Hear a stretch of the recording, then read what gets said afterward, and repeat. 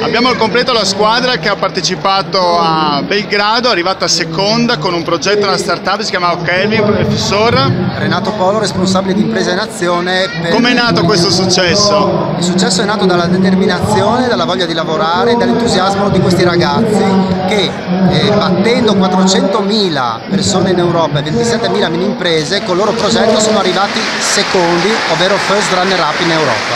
Chi ci spiega il progetto? Siamo partiti dal Friuli con un prodotto tipico friulano, il vino, e abbiamo cercato di migliorarne la degustazione. Come ci siamo riusciti? Beh, molto semplicemente andando a lavorare su quello che è un aspetto fondamentale, ovvero la temperatura. Abbiamo creato un'etichetta che applicata sulle bottiglie di vino è in grado di spiegare al consumatore mediante un messaggio visivo quando il vino è nelle migliori condizioni per essere degustato. Abbiamo però inoltre l'intenzione di progredire, andare avanti con questo progetto e applicare la stessa tecnologia su una vasta serie di beni come medicinali o bottiglie d'acqua, dove la temperatura è fondamentale per la nostra salute. Vi appoggeranno anche altre aziende? Vi aspettavate questo successo?